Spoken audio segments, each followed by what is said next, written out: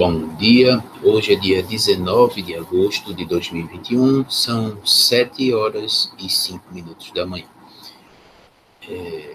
Estamos aqui no nosso 22º encontro síncrono, na disciplina de Matemática 6. Hoje a gente fecha o conteúdo programático da disciplina, vendo o tópico Introdução às Funções Polinomiais. Então, a gente vai fazer hoje o comecinho de um assunto que, para você fazer ele bem feito, você precisa das derivadas. Para fazer uma análise de comportamento do gráfico de uma função polinomial, você precisa da teoria de derivação. Então, dependendo de como seja feita a disciplina de Matemática 7, vocês vão ver os detalhes que justificam o que a gente vai falar hoje. Então, hoje eu vou dar uma série de informações que podem ser justificadas com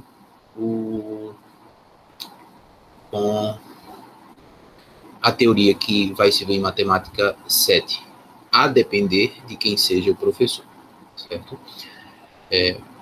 Bom, eu posso deixar até um material para quem quiser estudar o assunto de Matemática 7, que geralmente é a apostila que eu indico, que foi me indicada por um aluno.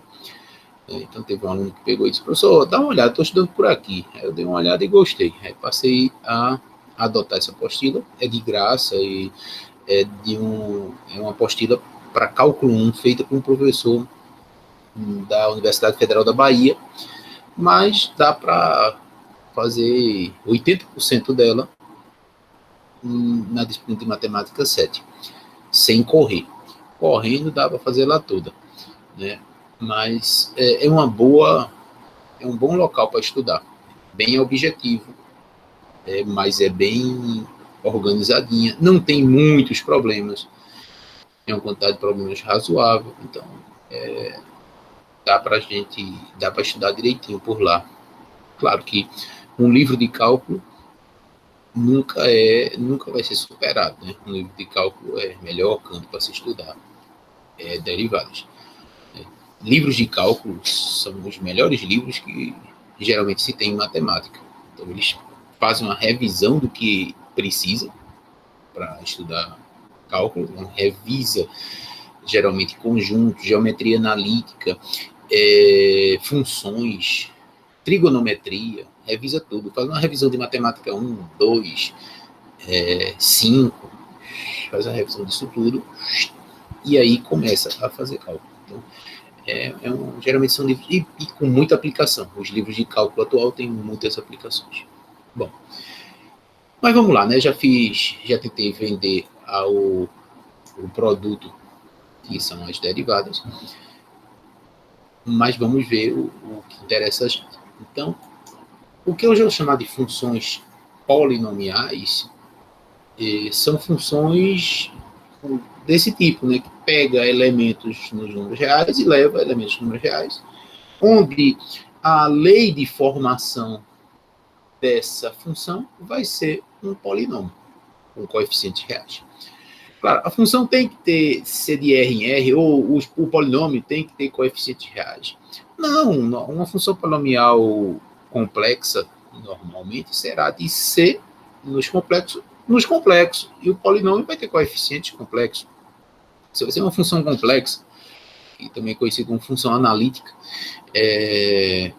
as funções complexas, elas são extraordinárias, elas são importantíssimas dentro do universo das funções, porque elas têm uma série de propriedades que as funções reais não têm, e você pode usá-las em muito canto. Então, o pessoal de física usa direto as funções complexas.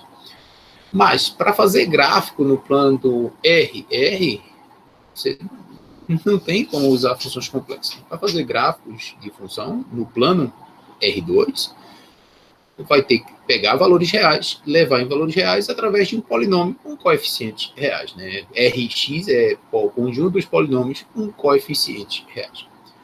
Então, a gente vai analisar esse tipo de função. Os gráficos de funções polinomiais, eles têm uma aparência mais ou menos como essa que está aí, certo? Eles são contínuos, então você bota o lápis ou a caneta no papel e você não desgruda mais do papel. O gráfico não vai ter furos. O gráfico não vai ter furos. O gráfico de uma função polinomial não tem furos. E mais ainda, além de não ter furos, o gráfico de uma função polinomial não tem bicos. Então, não vai ter biquinho assim, pontinhas, nem cúspides, que são bicos desse tipo assim. Não vai ter. Então, ela é sempre, o gráfico de uma função polinomial, ela é sempre nem coisas assim, ó, vem assim e aqui continua assim. Não vai ter coisa como isso, um bico de uma onda, não vai. Então, os gráficos de funções polinomiais, eles sempre são suaves. Gráficos suaves são gráficos onde, em qualquer ponto desse gráfico, você consegue botar uma reta tangente. Consegue botar reta tangente em todos os pontos desse gráfico. Então, os gráficos de funções polinomiais têm essa característica, eles são suaves.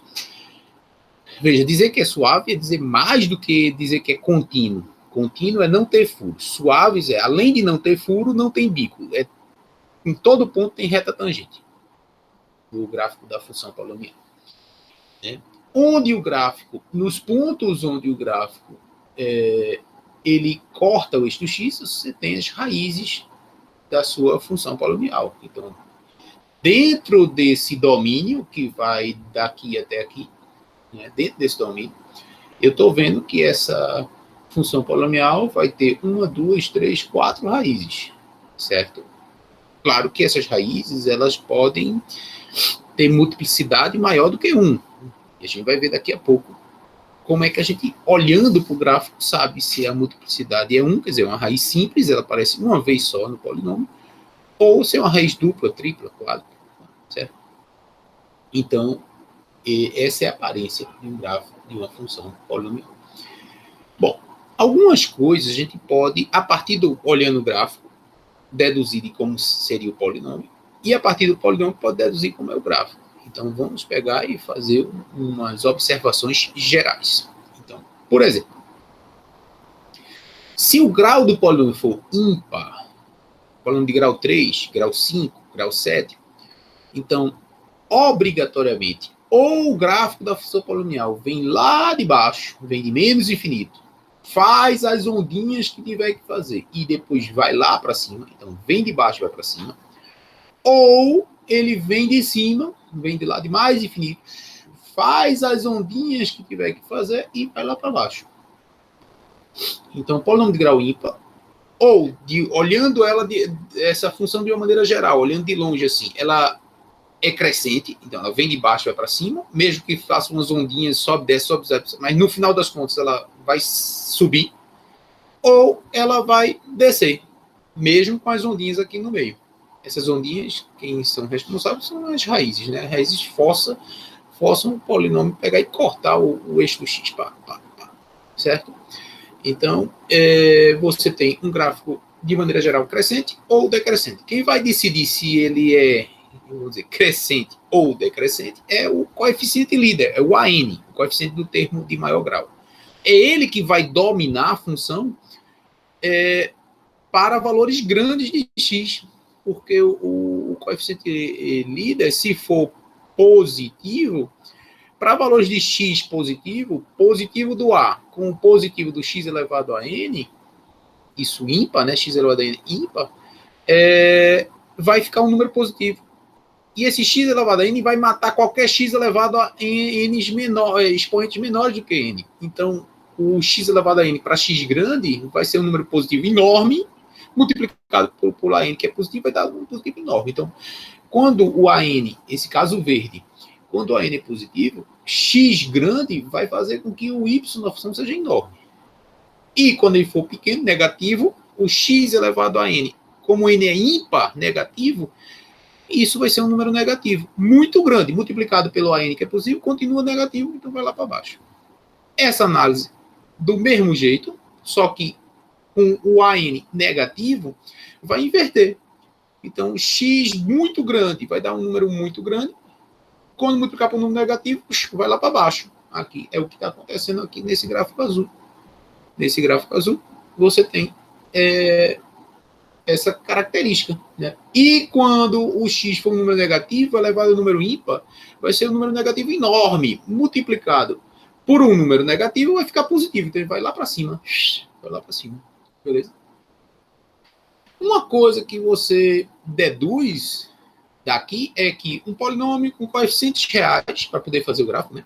Um polinômio com coeficientes reais de grau ímpar vai ter pelo menos uma raiz real. Por que você deduz isso? Ora, porque ou ele vem de baixo, vem de menos infinito e vai para mais infinito, e vai ter que cortar o eixo do x em algum ponto, pelo menos um ponto ele vai ter que cortar. Ou ele vem de cima e vai lá para baixo, então ele vai ter, de alguma maneira, se vem de cima e vai para baixo, ele vai em algum momento cortar o eixo do x em pelo menos um ponto. Então, um polinômio de grau ímpar com coeficientes reais possui pelo menos uma raiz real. Aí você disse, mas André, a gente já sabia disso. A gente já sabia disso porque um polinômio com coeficientes reais ele, se tiver uma raiz complexa, a conjugada dele também é raiz. Se tiver uma raiz complexa dupla, a raiz conjugada vai ser dupla também. O número conjugado da raiz vai ser raiz dupla também. Então, as raízes complexas, quando o polinômio tem coeficientes reais, as raízes complexas não reais, elas aparecem aos pares.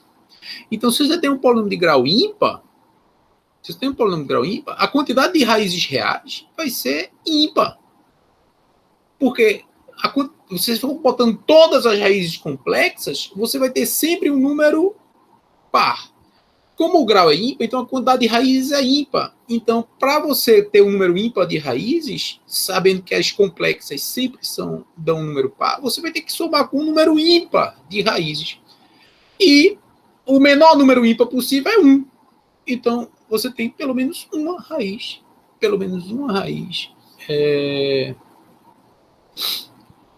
Real. Né? Que a gente está visualizando essa informação no gráfico. É uma outra justificativa para um polinômio de grau ímpar ter uma quantidade ímpar de raiz. Na verdade, a quantidade ímpar de raízes a gente justifica depois. Agora você tem apenas uma quantidade. Tem pelo menos uma raiz real, que ele vem de cima, vai para baixo, ele vai ter que cortar. Certo? Mas a gente vai explicar daqui a pouquinho que não é só cortar, quer dizer, não precisa ser só uma raiz. Pelo menos uma é verdade, mas a quantidade de raízes, se tiver, é ímpar, não é par. Bom, se o grau do polinômio for par, aí você vai ter esses dois casos. Ou ele vem de cima, faz as ondinhas que tiver que fazer e vai para cima, ou ele vem de baixo, faz as ondinhas que tiver que fazer e vai para baixo. Você tem esses dois casos possíveis, quando o gráfico da função polinomial, o expoente, o maior expoente da função polinomial for um número par, o grau. Quando é que ocorre o caso verde? Quando o coeficiente líder for positivo. E o azul, quando o coeficiente líder for negativo. Certo?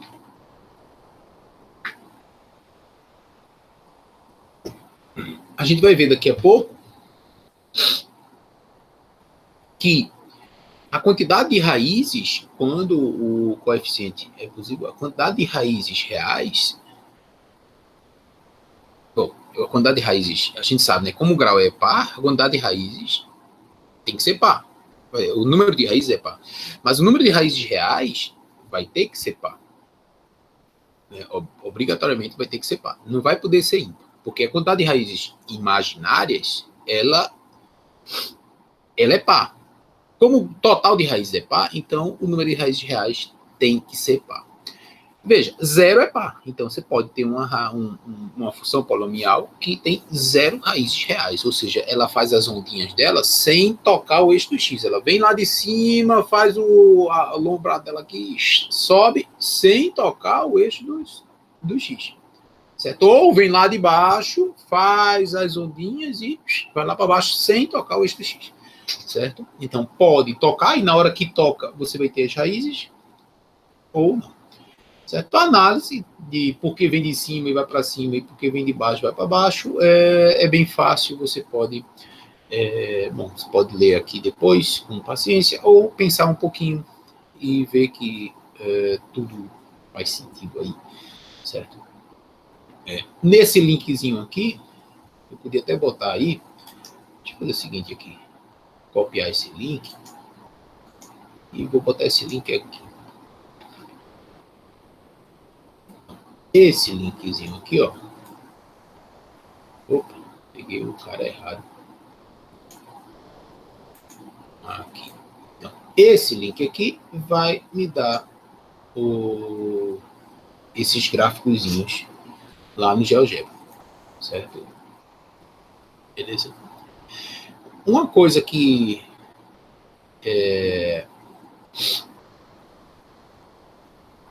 daqui a pouco eu falo, certo? Daqui a pouco eu falo. Bom,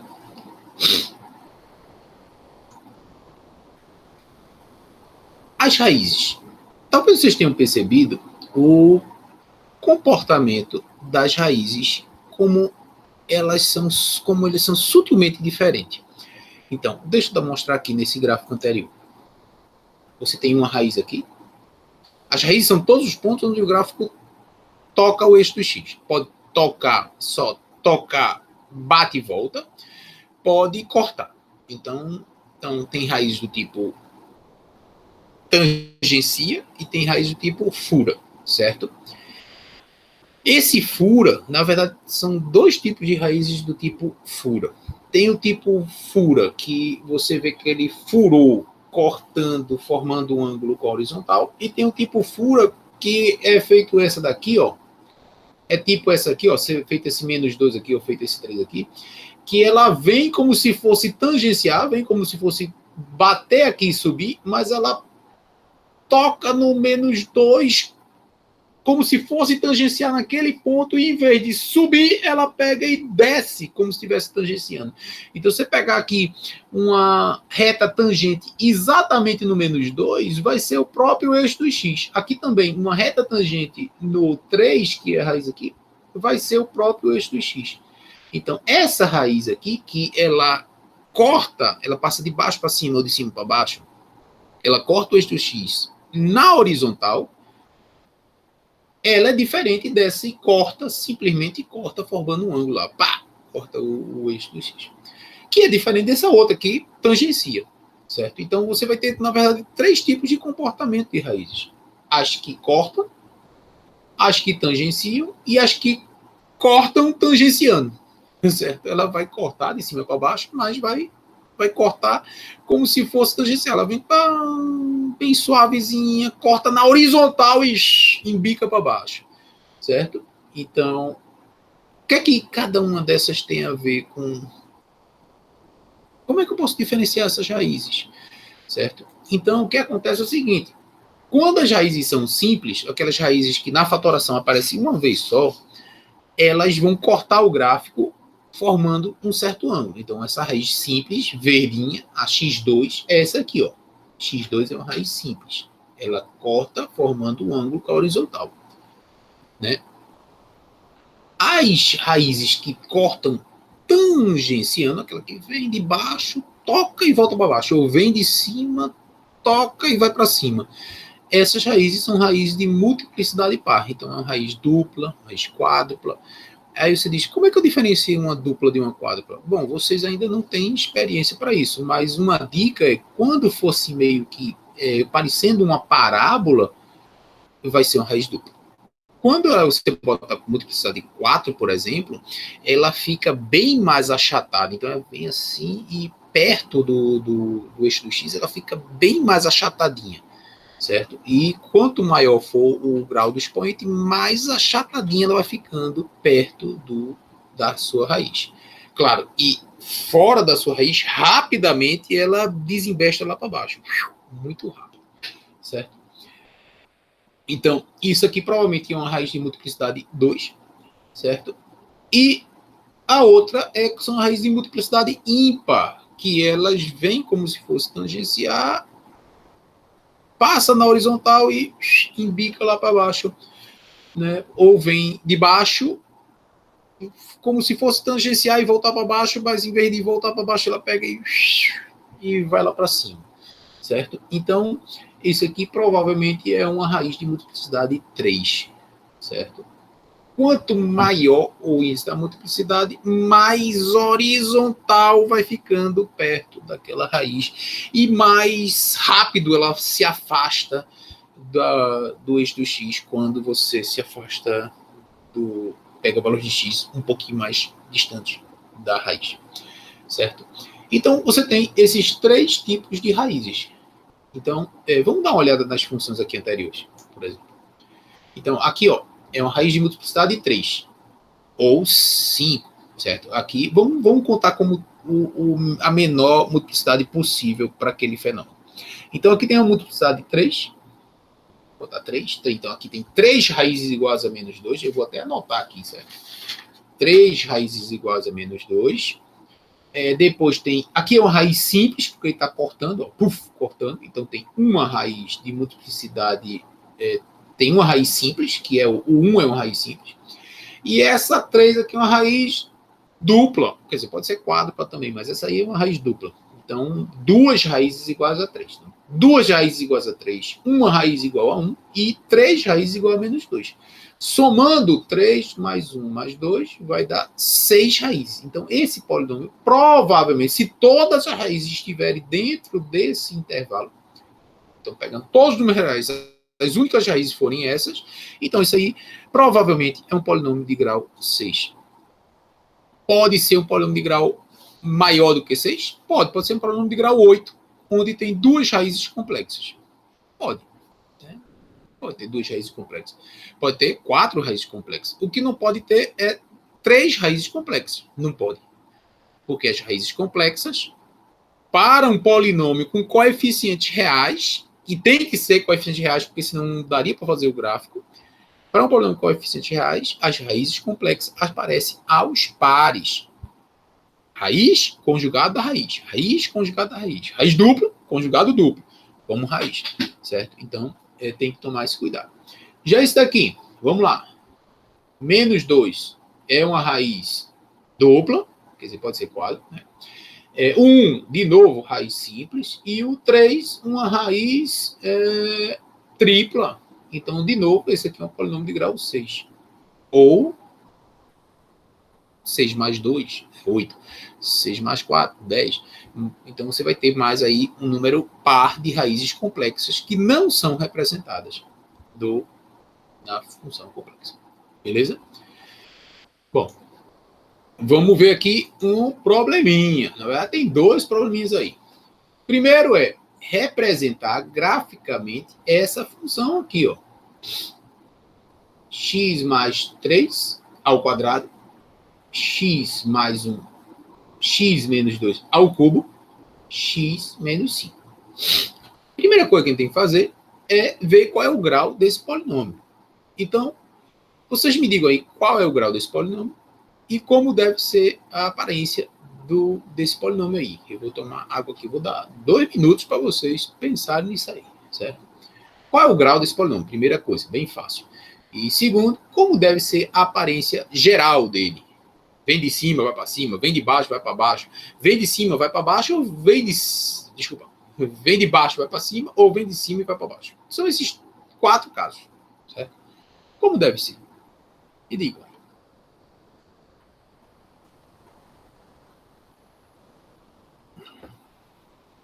Enquanto isso, eu já vou me preparando aqui no meu GeoGebra. Eu quero que vocês tentem fazer na mão, sem GeoGebra. E aí, povo? Alguém quer falar alguma coisa? Qual é o grau? Bota aí, digite aí o grau desse polinômio.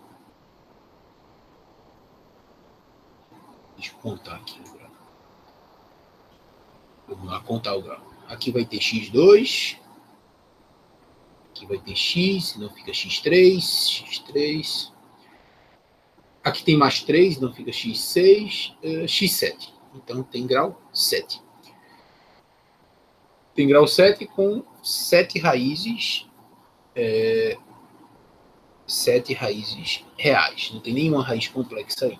Tem 3 raízes iguais a menos 3. Não, desculpa. 2 raízes iguais a menos 3. Raiz dupla, menos 3. Uma raiz simples igual a menos 1. 3 raízes iguais a 2. E uma raiz igual a 5. Né? Então tem uma raiz, 2 raízes simples, que é menos 1 e 5. Uma raiz dupla, que é menos 3. E uma raiz tripla, que é o 2. Certo? Quando eu multiplicar essa desgraça toda, x2 vezes x3 vezes x, o coeficiente líder vai ser 1, que é positivo. Então tem grau ímpar, e o coeficiente líder positivo. Então, grau ímpar, você pode pensar assim, numa reta. Quando o coeficiente, o A da reta é positivo, a reta é crescente. Então, essa função aí vai ser uma função crescente. Ou seja, vem lá de baixo e termina lá em cima. Então, na hora de fazer o gráfico, você vai pegar o eixo do x, botar o valor das raízes, que é menos 3. Você bota lá o menos 3. O menos 1, você bota lá a raiz menos 1. 2, o 2. E os menos 5. Os menos 5. Então, deixa eu pegar isso aqui. Copiar aqui e botar aqui no chat. E eu vou pegar e vou abrir o meu GeoGebra. GeoGebra. Isso, cara. Então, eu vou colocar aqui, ó. Vamos lá. A canetinha. Botar as raízes. Então, a raiz qual é? Menos 3, tá? Aqui tem uma raiz aqui. Esse negócio aqui tem que mudar a cor disso. Deixa eu apagar isso. Canetinha. Vou botar em azul. Então, menos 3. Eu tenho uma raiz aqui. Tem uma raiz no menos 1. Tem uma raiz no 2. E tem uma raiz no 5. Pronto. O grau é 7. O coeficiente líder é positivo. Então, ela vai ser crescente. Ou seja, ela vem lá de baixo. E vai lá para cima. Bom, agora vamos ver o que acontece perto das raízes. O menos 3 é uma raiz dupla. Se é uma raiz dupla, ela não vai cortar, ela vai tangenciar. Então, se vem de baixo e vai para baixo, então ela é uma raiz que faz assim, feito uma parábola, né? Ela faz assim, para baixo, para baixo. Então, aqui já emenda aqui assim, ó. E tangencia aqui no menos 3. O menos 1 é uma raiz simples. Então, aqui ela está embaixo, aqui, ó. Então, em algum lugar ela vai ter que fazer uma voltinha aqui e vai ter que cortar aqui no menos 1. Certo? O menos 2, desculpa, o 2 é uma raiz tripla. Então, a raiz tripla, ela corta, passa de cima para baixo ou de baixo para cima, mas ela passa na horizontal. Como o gráfico está aqui em cima, então, quando ela cortar aqui no 2, ela vai cortar assim na horizontal. Deixa eu botar aqui, tentar fazer aqui. Vai cortar bem na horizontal aqui, indo para baixo e vindo de cima. Certo? E, finalmente, o 5, ela vai simplesmente cortar aqui. Então, corta assim. Então, o gráfico deve ser algo parecido com isso. Aí você diz, André, não dá para melhorar? Claro que dá para melhorar. Por exemplo, você pode botar x igual a zero e ver onde é que ela corta aqui o eixo dos y. Bom, se você botar x igual a zero aqui, você vai ficar um pouco impressionado, porque vai ficar aqui, ó. Vai ficar 3 ao quadrado, 9. 9 vezes 1, vezes 8, 72. 72 vezes 5. 72 vezes 5 dá 360. Então, esse pontinho aqui não vai estar passando no 1 e pouquinho. Ele vai passar no 360. Então, esse gráfico está lá em cima. Está lá em cima mesmo, muito em cima. Então, quando a gente pega, se vocês tivessem pego o gráfico, a expressão da função, e tivesse simplesmente chegado aqui no GeoGebra e colocado o gráfico da função, como eu fiz aqui, você poderia ter levado um susto. Se você pede para o GeoGebra para fazer, ele vai fazer corretamente. Então, veja o que acontece. O gráfico fica assim, ó. O gráfico fica assim. Aí você diz, mas André, ele tem retas passando aqui, eu tenho uma reta passando no menos 1 aqui, ó, uma reta passando no menos 1 vertical. Uma reta vertical passando no menos 1. Não é uma reta vertical. É porque ele cresce tão rápido que passa numa inclinação que, para você, que está olhando aí o ponto 1, aquele ponto assim, dá a impressão de que está na vertical. Certo? Aí você tem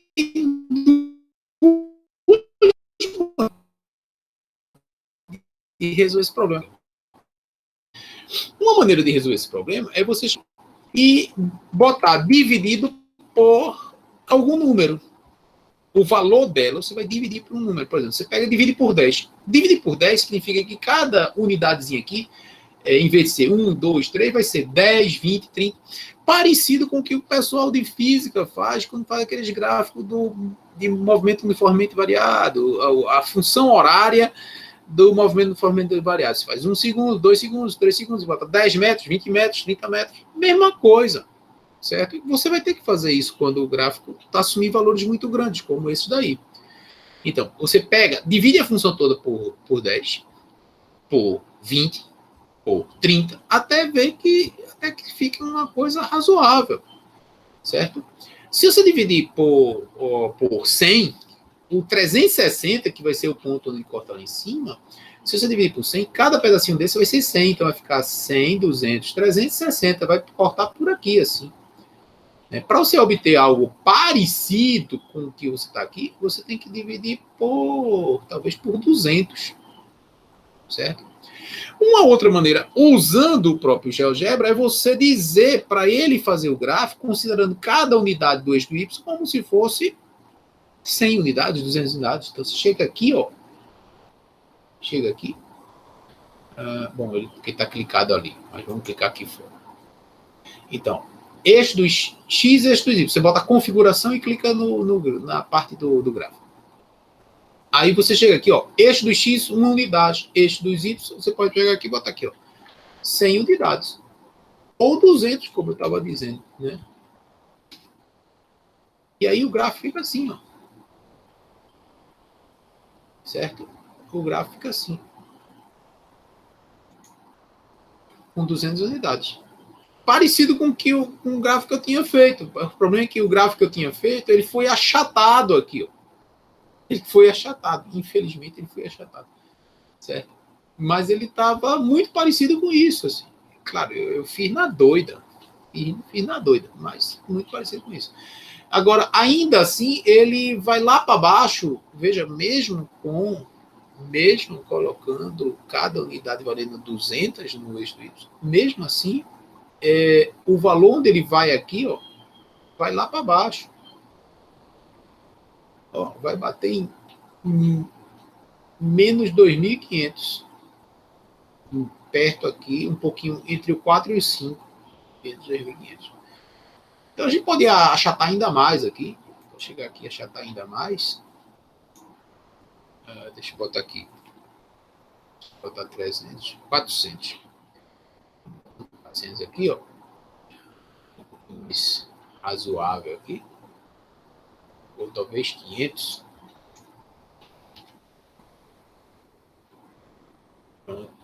E aí a gente tem um gráfico. Deixa eu apagar esses meu chute aqui.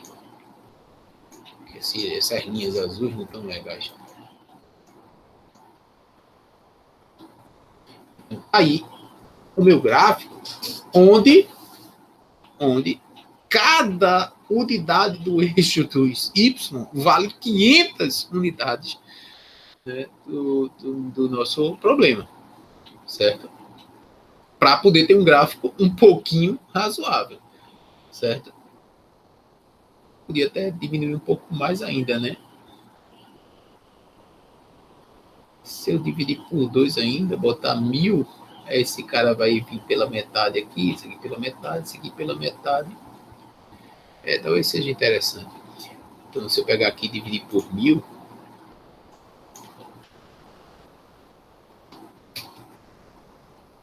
talvez seja mais interessante. Então, tá aí meu gráfico, onde cada unidade de cada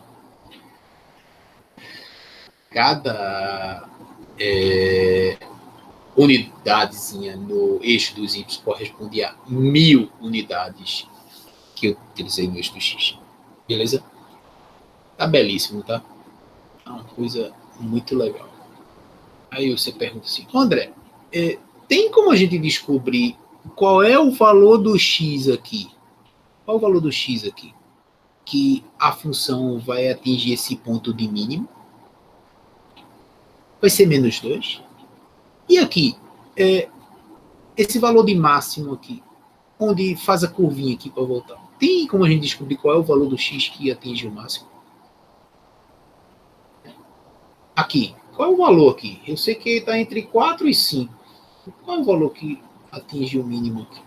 Então, tem como descobrir esses valores? Tem.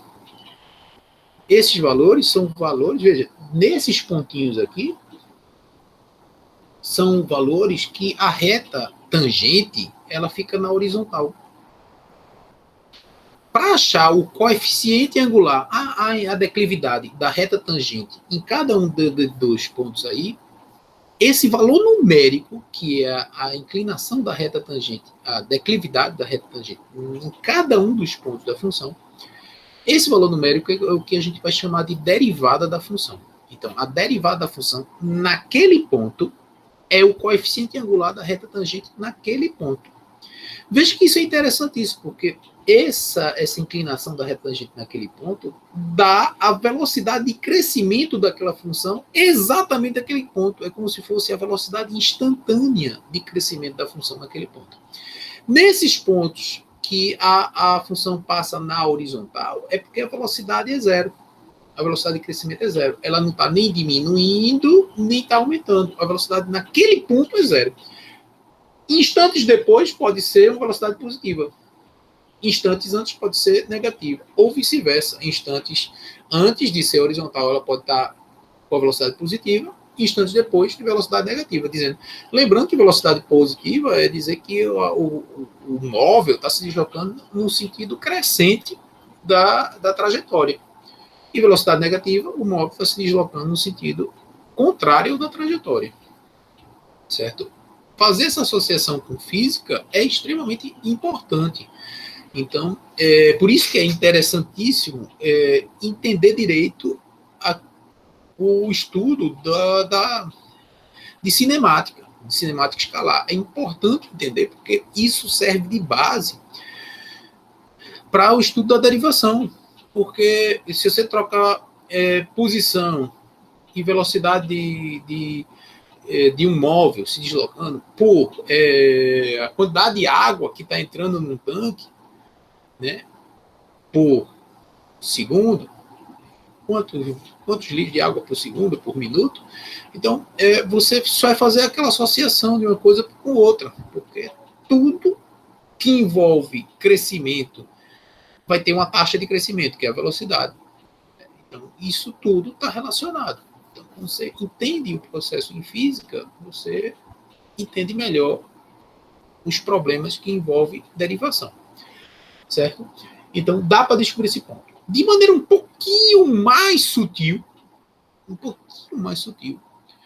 você pode dizer assim, oh, que interessante, né, André? Aqui tem concavidade para cima, mas aqui tem concavidade para baixo. Então, esse gráfico tem a concavidade para baixo até um certo ponto aqui, e desse ponto até algum canto por aqui, tem concavidade para cima. Depois a concavidade fica para baixo de novo. Depois, em algum canto aqui, a concavidade fica para cima. Depois da raiz, a concavidade fica para baixo. Depois, em algum ponto aqui, a concavidade fica para cima de novo e termina para cima. Esses pontos onde tem essa mudança de concavidade, dá para a gente descobrir também? Dá também para descobrir. Esses pontos de mudança de concavidade, são chamados pontos de inflexão. Esses pontos de inflexão são pontos interessantes porque se você olhar por aqui, ó, nesse ponto aqui, do 2 até em algum canto aqui, o que acontece aqui? A velocidade aqui no 2 é 0. E aí a velocidade começa a aumentar, só que aumentar negativamente, né? Ele começa a ficar cada vez maior, mas negativo. Chega um ponto que a velocidade está aumentando. Chega um ponto que a velocidade começa a diminuir. Quer dizer, na verdade, aumentar, né? Aumentar, mas ficando valores positivos. Então, a velocidade vai ficando menor, para e depois começa a aumentar, até ficar 0. Porque ela fica negativa, mais negativo. Aí, em um determinado ponto, que é por aqui assim, aí a velocidade começa a aumentar, e fica 0 de novo aqui, nesse ponto. Então, esse ponto onde a velocidade a velocidade vai aumentando, quer dizer, vai ficando menos, e depois para de ficar menos e começa a aumentar, vai ficar menos, até ficar 0. Esse ponto onde é a mudança de como a velocidade está sendo tratada, é um ponto onde a aceleração, que é o que mede a mudança da velocidade, a aceleração é a velocidade da velocidade, onde a aceleração é 0. Então, onde a aceleração é 0 é onde a velocidade deixa de mudar. Então, a velocidade nesse ponto está assim, para de mudar e depois começa a mudar para o outro lado. Então, ela vai diminuindo. A velocidade da velocidade é negativa, depois vai ficar 0 e depois começa a ficar positiva. A velocidade da velocidade, né? Então, os pontos de inflexão são os pontos onde a velocidade da velocidade, quer dizer, a aceleração é 0. Se a velocidade é a derivada da função, a aceleração vai ser a derivada da velocidade.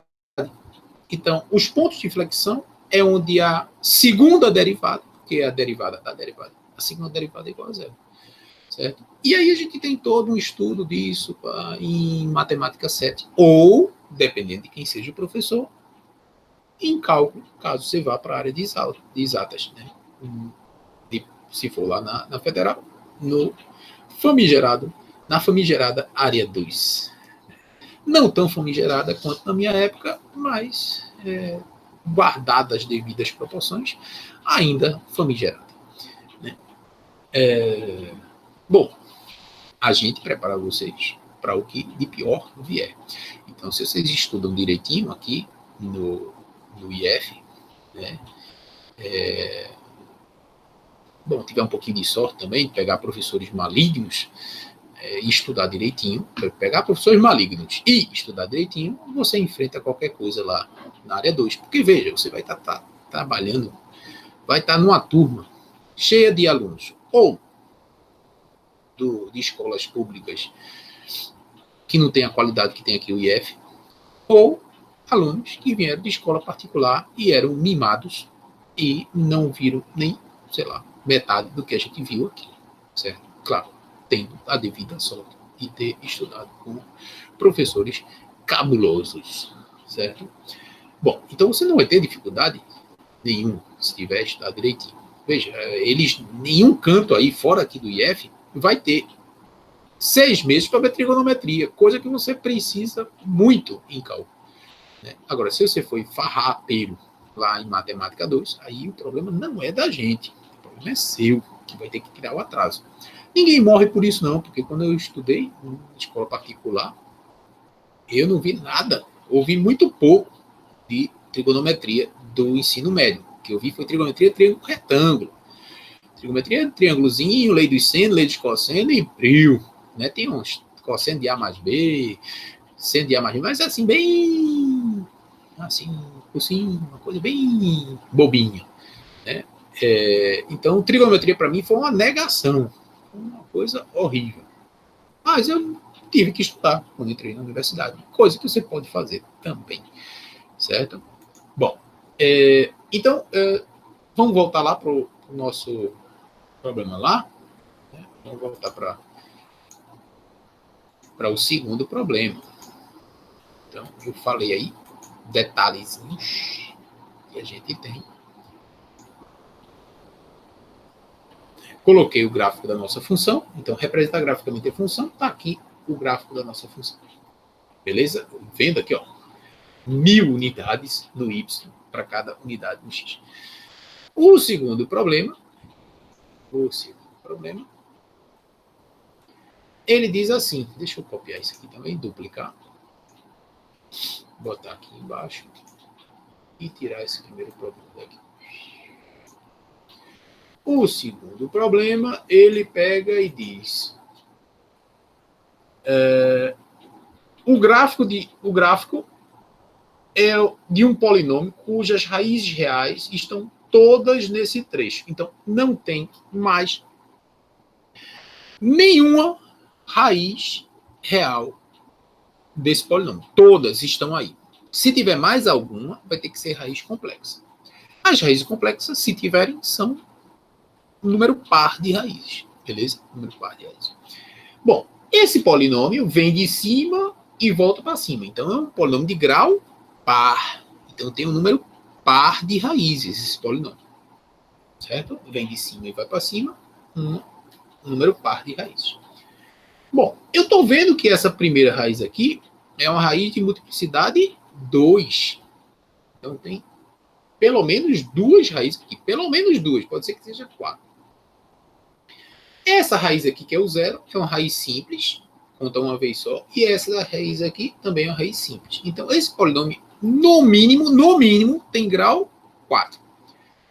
Pode ter grau maior do que 4? Pode. De 2 em 2. Pode ser com grau 4, grau 6, grau 8 e por aí vai. Certo? Onde esse aumento de grau não quer dizer que aumenta o número de raízes aqui. Então, fica 4 raízes aqui, 6 raízes aqui. Né? Essa raiz ser sextupla, raiz ser quádrupla. Né? Não necessariamente. Pode ser que aqui seja só uma raiz dupla.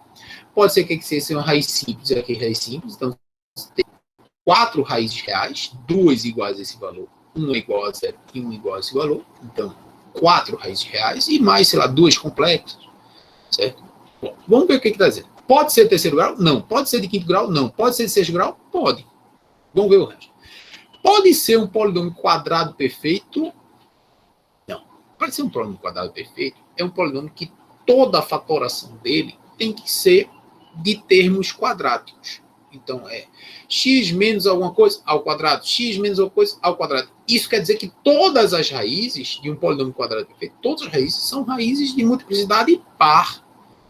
Quer dizer, o x não precisa ser o quadrado, pode ser a quarta também, né? Porque se é a quarta, dá para tirar a raiz quadrada. Então todos os termozinhos da fatoração do polinômio tem que ser coisas elevadas a um expoente par, para ser um polinômio quadrado perfeito. Isso daria que todas as raízes são raízes de multiplicidade par, ou seja, o polinômio que é quadrado perfeito, o gráfico dele vai ficar assim, tocando e subindo, subindo. Coisa que aí não tem, né? Tem raiz simples, tem 2 raízes simples. Então, não pode ser quadrado perfeito. Nenhuma das respostas anteriores, isso quer dizer que esse problema é antigo, porque problemas novos não tem esse NDR, NDRA, essa coisa aqui nojenta que tinha em questões de vestibulares anteriores até a minha época. Mas esse problema é muito interessante e eu achei válido colocar aí, mesmo sendo um problema antigo, certo? Eu deveria modificar essa última opção.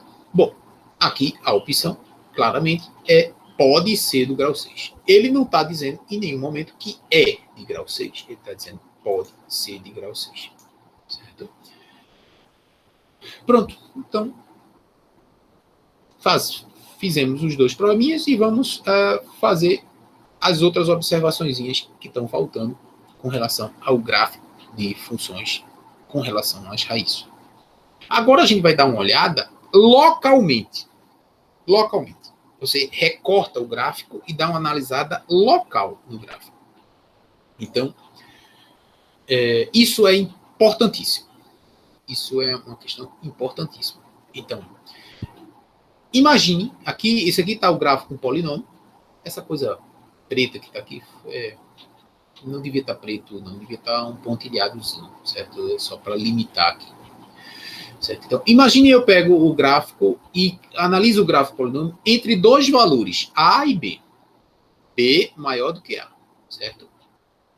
Se, quando eu calculo o valor da função em A, dá um número negativo, e quando eu calculo em B, dá um número positivo, não importa como seja a função como um todo. Só nesse pedacinho, eu calculo em A, deu negativo. Calculo em B, deu positivo. Ora, se deu negativo para A e logo depois deu positivo, como o gráfico da função polinomial é contínuo, ele é contínuo, não vai tirar o lápis do papel quando estiver desenhando. Então, ele vai ter que cortar, para sair daqui de baixo e chegar aqui em cima, ele vai ter que cortar o eixo do X.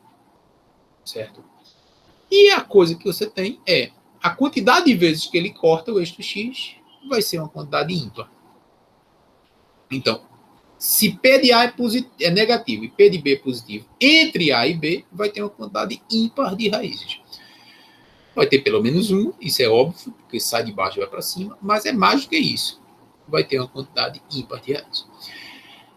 É fácil ver que isso é verdade, porque, veja, se ele subir, cortou aqui, para cortar, ou ele corta uma raiz simples, que conta uma vez só, ou uma raiz de multiplicidade ímpar, certo? Então, aqui pode ser 3 raízes, pode ser 5 raízes, pode ser 7 raízes, no mesmo ponto, né? Duplicidade. Então, subiu. Na hora que ele sobe, claro que ele pode ficar lá por cima, acabou-se, mas pode ser que ele desça. Descendo, tem mais uma quantidade ímpar de raízes para descer.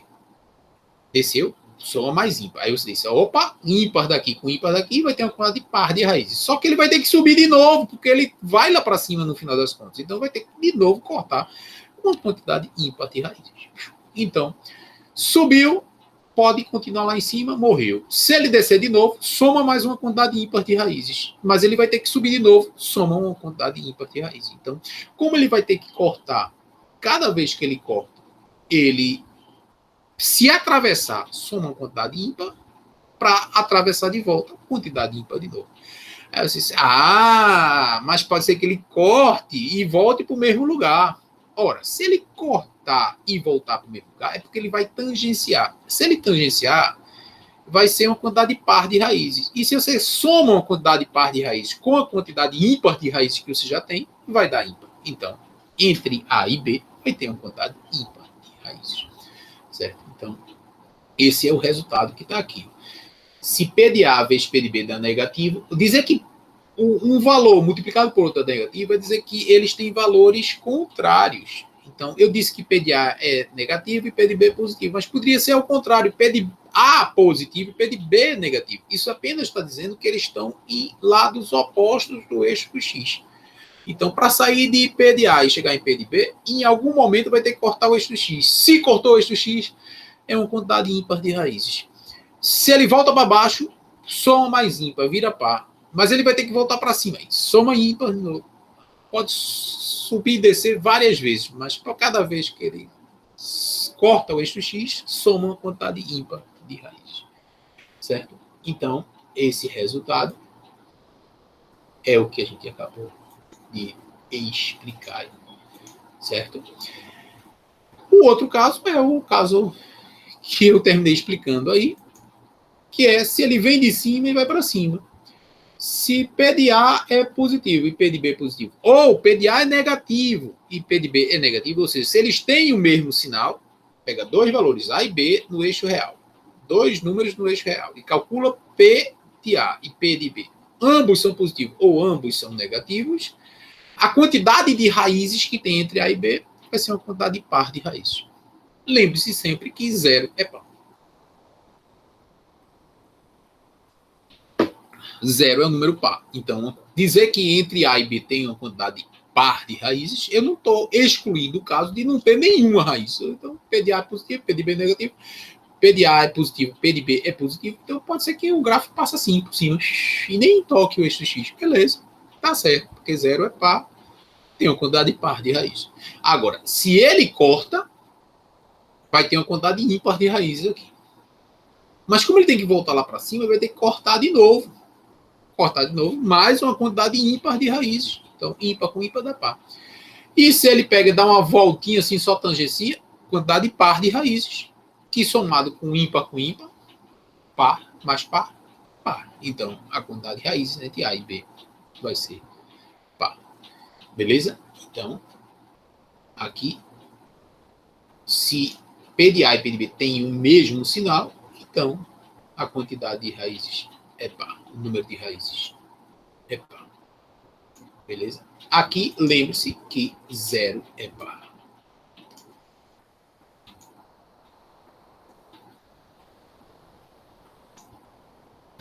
Beleza?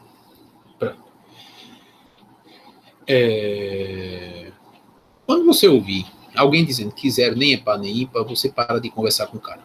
Certo? Você pode até tentar explicar, porque pode ser ignorância, não é burrice, não. Ignorância é apenas o cara ignora. Certo? Então, um cara ser ignorante não quer dizer que ele não seja inteligente, não tenha capacidade de processar, não seja uma pessoa crítica. Né? Mas na hora que você explica, e mesmo explicando, passando o conhecimento, ele ainda continua com a mente fechada, então é melhor não conversar.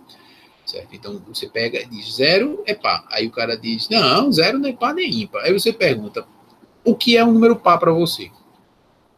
Né? Então ele vai ter que dar uma definição. Pode ser que a definição dele esteja errada. Mas quer seja a definição, o número é par se ele termina no número par. Ou termina em 0, 2, 4, 6, 8. Aí eu disse, 0 termina em quê? 0. Então 0 é par. Aí ele pode dar uma definição melhor. Ele pode dizer assim, não, 0 é um número que é divisível por 2. Aí você pergunta, 0, quando você divide por 2, qual é o resto da divisão? Aí o cara, 0 dividir por 2 dá 0. Beleza. E o resto? 0. Então é divisível por 2. Então 0 é divisível por 2. Então 0 é par. Ou então ele pode dizer assim, não, o número é par se ele for escrito da forma 2 vezes alguma coisa, onde esse alguma coisa é um número inteiro. Então 2 vezes 1, 2 vezes 2, 2 vezes 3, beleza. 2 vezes 0 dá quanto? 0. Então 0 é par. Então tem milhares de maneiras de você definir o que é um número par. E todas elas, o 0 é par. Se não for par, então não é uma definição de um número ser par. Certo? Bom, continuando aqui, vamos ver o probleminha dessa sessão. Vê lá o probleminha dessa sessão. Eu vou dar um tempinho para vocês, veja. Todas as raízes, todas as raízes, tá aqui em vermelho, eu estou ajudando vocês. Todas as raízes desse polinômio aqui,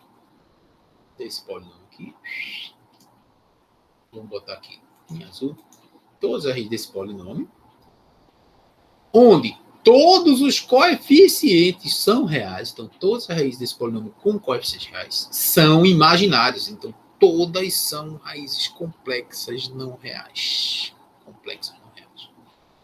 Pode-se afirmar que para qualquer intervalo aberto, AB, veja, esse AB aqui é a maneira elegante, bonita, linda, de você escrever o intervalo aberto, todos os números que estão entre A e B, sem entrar o A e sem entrar o B. Então, deixa eu fazer assim, deixa eu fazer assim. Vou colocar isso aqui. botar aqui.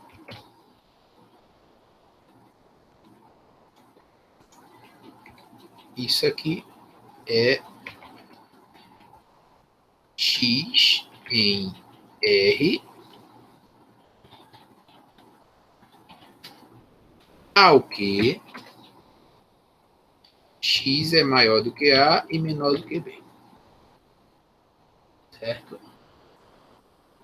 No ensino médio, é muito comum escrever esse intervalo AB de uma maneira muito nojenta, usando colchetes voltados para fora. Isso é uma maneira triste de escrever intervalos, certo? Então, eu estou aqui chamando a atenção de uma maneira bonita de escrever intervalos. O pessoal de matemática, eles usam desta maneira. Usar aquela maneira nojenta envolvendo colchetes é muito feio e pouco eficiente, certo? E confuso. Não vou explicar. O talquê também, o pessoal do ensino médio adora botar uma barrinha vertical, horrível barrinha vertical. Barrinha vertical quer dizer divide. 2 barrinha 6, quer dizer 2 divide 6. Barrinha vertical para talquê é muito ruim. Talquê é ponto e vírgula ou 2 pontos. Eu geralmente prefiro ponto e vírgula. Certo? Bom, então eu estou chamando a atenção que isso é isso. Então, pode-se afirmar que para qualquer intervalo AB com A menor do que B, você tem que... Aí ele dá uma série de opções aqui. P de A é positivo, P de B é positivo, P de A é negativo, P de B é positivo. Aí você vai analisar aqui, eu vou dar... 3 minutos é suficiente aí, porque eu já expliquei bastante. Beleza? Vou tomar minha aguinha aqui. Bom. Vamos ver aí. Então, alguém quer dizer o que é que acha dessas opções aí? O que é que acha que é verdade aí? A letra? Então vamos analisar aqui, né? Veja, todas as raízes são imaginárias. Se todas as raízes são imaginárias, o grau do polinômio tem que ser par. Por que tem que ser par? Porque as raízes imaginárias aparecem aos pares. Conjugado? Conjugado? A raiz e o conjugado, raiz e conjugado, raiz e conjugado. Raiz dupla, conjugado duplo. Então, as raízes vão aparecer em quantidade par. Então, o grau tem que ser par. Outra maneira é, como as raízes são todas imaginárias, então o gráfico não vai poder cortar o eixo X. Então, se ele vem de cima, ele vai ter que dar um jeitinho de fazer suas lombras lá e subir. Então, vem de cima e volta para cima, ou vem de baixo, não pode cortar o eixo do X e vai fazer as ondinhas e vai lá para baixo. Então, ou ele vem de cima, vai para cima, ou vem de baixo, vai para baixo. Não tem outra opção. Só tem essas duas opções. Certo? E aí, se ele vem de cima, vai para cima, vai de baixo, vai para baixo. Quem vai decidir isso é o A. O AN, o coeficiente líder. Ele não está dizendo nada com relação a N, ele não está dizendo nada. Pode ser positivo, pode ser negativo. Então, a certeza que você tem é que quaisquer 2 pontos que você pegue e calcule o valor de P de A e P de B, ou os dois são positivos, ou os dois são negativos. Na letra A, ele está dizendo que P de A P de A é positivo e P de B é positivo. Pode ser. Isso pode ser verdade, mas se isso aqui só seria verdade, se o... Deixa eu botar aqui. Se o AN fosse positivo. Então, se o AN fosse positivo, essa opção letra A seria verdadeira. Certo? Vamos botar aqui em azulzinho claro.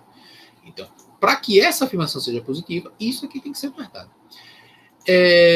P de A é negativo, P de B é positivo. Isso é falso. Se PDA é negativo, PDB tem que ser negativo. Se PDA é positivo, PDB tem que ser positivo. Eles têm que ter o mesmo sinal, porque eles têm que estar do mesmo lado. Ou tudo para cima, ou tudo para baixo. Todos os valores positivos ou todos os valores negativos. Não tem outra possibilidade. Então, isso aqui é falso. Absolutamente falso. A soma dos dois tem que ser positiva. Bom, se o AN for positivo, a soma dos dois dá positivo. Certo? Isso aqui seria verdade também. Neste caso daqui também seria verdade. Neste caso aqui também seria verdade. A subtração de PDA por P de B dá positivo. Isso não tem nada a ver. Isso não tem nada a ver mesmo. Porque pode ser P de A ser positivo, P de B ser positivo e a subtração ser positiva. Pode ser que P de A seja positivo e P de B seja positivo, mas seja um positivo maior do que P de A e dá negativo. Então, isso aqui está absolutamente falso. Absolutamente falso. Então, para dizer que dois valores têm o mesmo sinal, você tem duas maneiras de fazer isso. Uma maneira é dizer que o produto desses valores é positivo.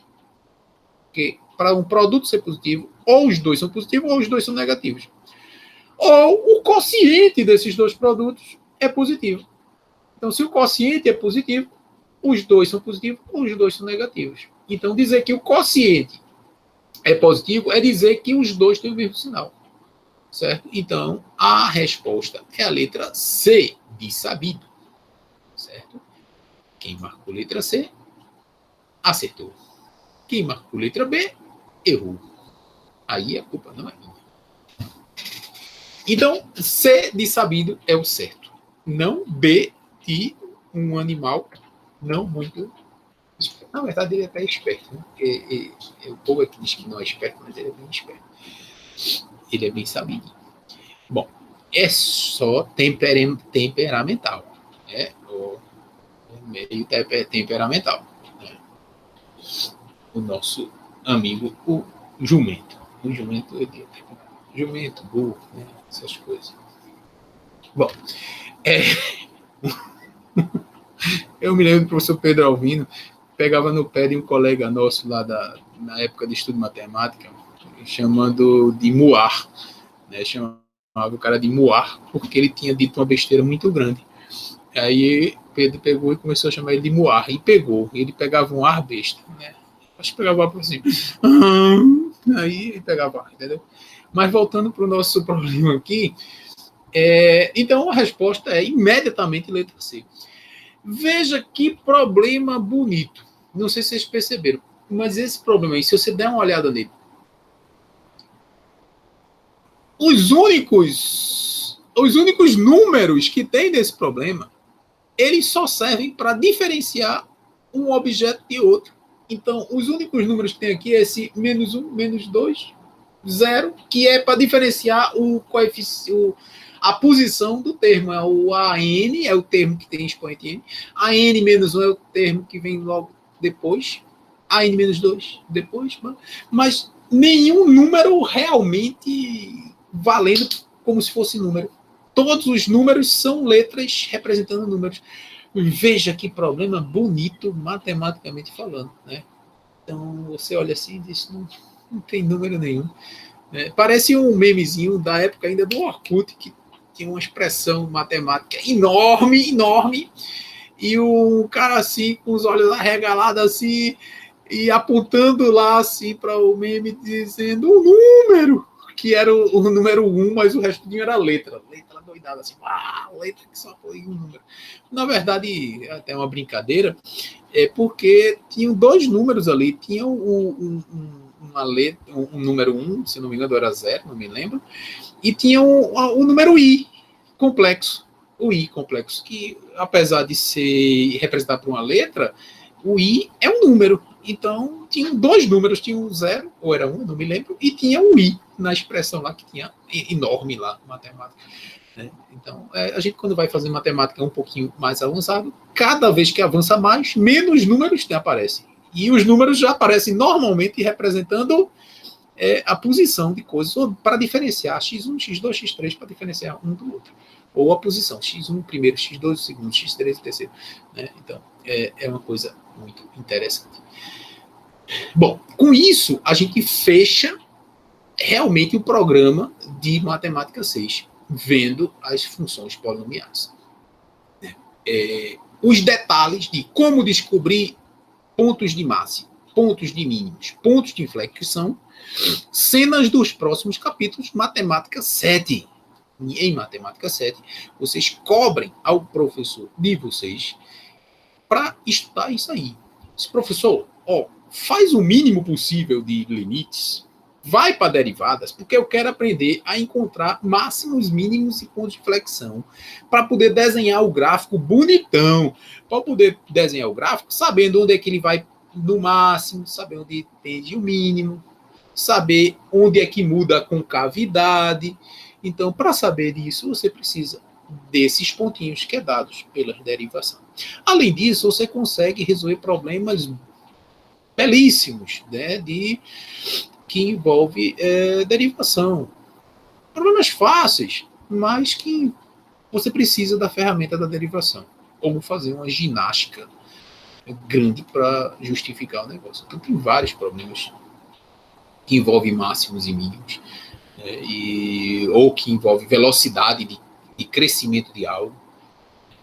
Isso tudinho é estudado com a derivação. Claro que você pode, eu vou deixar lá, já, na sala do Moodle, um linkzinho. O Jardel, me lembre de eu colocar esse linkzinho para a apostila de matemática, para estudar Matemática 7. É uma apostila muito legal, né? Eu acho que não vou ser o professor de vocês, mas quem quer que seja, você pode estudar por essa apostila, certo? Ou pelo menos ela vai ajudar. Então a gente fica por aqui.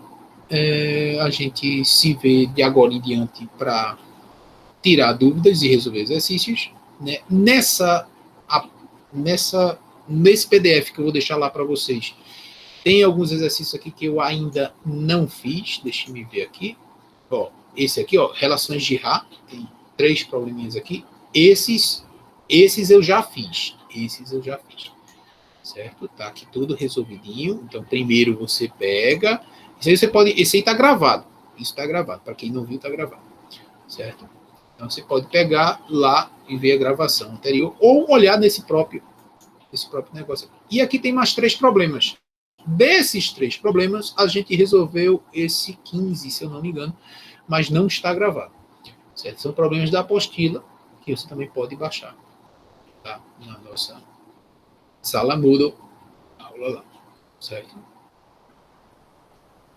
Eu acho que eu só fiz a 15. Certo? Então a gente pode fazer aqui a 16 e a 17 no nosso próximo encontro da terça à tarde, se a gente conseguir fazer. Não foi gravado o último encontro, porque estava muito zoada. Então a gente pegou, botou o problema e a gente ficou discutindo aqui, mas não foi gravado porque estava muito zoado. Então nós tivemos encontro síncrono, resolvemos o problema, revisamos relações de Girard, mas não foi gravado devido à zoada da reforma em cima, que daqui a pouquinho deve estar começando. A autorização eles já têm a partir de 8 horas, só que eles dão uma pausa, assim, começa lá para 9h30, eles começam a zoada. Bom, então vamos ficando por aqui. Bom final de semana, estudem, o assunto é fácil, a menos dos problemas difíceis, mas o assunto é fácil. Então, a gente se vê para a semana. Bye bye para vocês, bom final de semana.